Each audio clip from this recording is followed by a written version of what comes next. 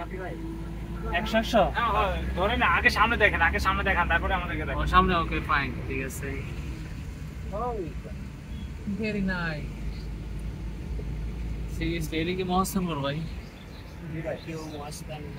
ও এটাই বলে এই কইতাছে ডান দিকে অলরেডি এক ফোনের সাথে হেবা আছে। ওরে বাপ রে, এই বড় গাছ তো সেই লাগতাছে ভাই। এটা আগে ওটা আমি যখন স্থির পুরো দিন যাইতাছে মতো। ও বাহ বাহ, মেও বাম দিকে যাবে না, কোন দিকে মেলার মাঠ এইখানে মনে পার্ক করে নাকি গাড়ি? ওই যে বাস টাস নিয়ে যেতেছে না? হ্যাঁ কি আশাদুল আসছো মহাস্থানগর? ইনশাআল্লাহ। হ্যাঁ ভাই বলেন। আলহামদুলিল্লাহ আমরা পৌঁছে গেছি।